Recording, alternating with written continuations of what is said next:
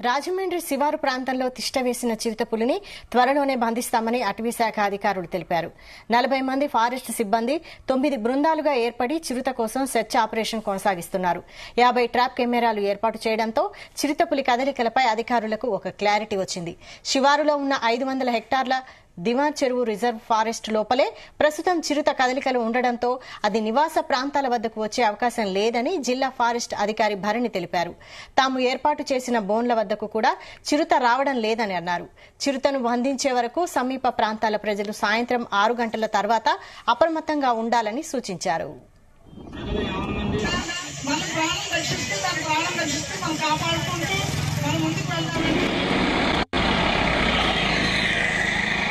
మనకి ట్రాప్ కెమెరాలో ఇమేజెస్ వస్తుంది అండ్ పక్కన ఉన్న రెసిడెన్షియల్ ఏరియాస్కి అవేర్నెస్ చాలా వరకు ఇచ్చాము. బట్ రెసిడెన్షియల్ ఏరియాస్ నుంచి వచ్చిన ప్రతి ఒక్క ఇన్ఫర్మేషన్, పబ్లిక్ దగ్గర నుంచి వచ్చిన ప్రతి ఒక్క ఇన్ఫర్మేషన్ కూడా వెళ్ళి ఫారెస్ట్ డిపార్ట్మెంట్ టీమ్ ఇన్వెస్టిగేట్ చేశారు. ఇప్పుడు దాకా లెపర్డ్ అనేది రెసిడెన్షియల్ ఏరియా లోపల రావట్లేదు అనేది కూడా కన్ఫర్మ్ చేసుకున్నాము. అండ్ కంప్లీట్ ట్రాప్ కేజెస్ అనేది చాలా ప్లేసెస్లో సెట్ చేశాము. అండ్ ట్రాప్ కేజెస్ పక్కన ఉన్న కెమెరా ఇమేజెస్ అండ్ సీసీటీవీ మానిటరింగ్లో మనకు తెలిసింది ఏమంటే మన లెపర్డ్ కి పెట్టిన ట్రాప్ కేజెస్ కరెక్ట్ లొకేషన్స్లో ఫిక్స్ చేశాము. లెపర్డ్ కూడా దాని పక్కన వస్తుంది, it is trying to smell అన్నీ కూడా చేస్తుంది. ఇంకా అది న్యాచురల్ హ్యాబిటెట్లో సెట్ అవ్వాలి. దట్ ఈస్ ఇప్పుడు ఒక ఆర్టిఫిషియల్ ట్రాప్ కేజ్ని వెళ్ళి లోపల పెట్టామంటే ఎంత క్యామోఫ్లాజ్ చేసినా కూడా దానికి అది ఒక ఎక్స్ట్రా అడిషన్ లాగా అనిపిస్తుంది నేచర్లో. సో అది కొద్ది రోజు మనం డిస్టర్బ్ చేయకుండా, హ్యూమన్ స్మెల్ లేకుండా వదిలితే ఆటోమేటికలీ లెపర్డ్ అనేది దీనికి అట్రాక్ట్ అవ్వి లోపల ఉన్న ప్రే కోసం వస్తుంది. అప్పుడు మనం ఈజీగా క్యాప్చర్ చేయగలుగుతాం.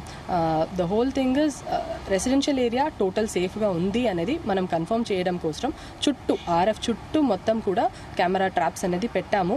మూవ్మెంట్ ఆఫ్ యానిమల్ని కూడా పగ్మార్క్స్కి మానిటర్ చేస్తున్నాము.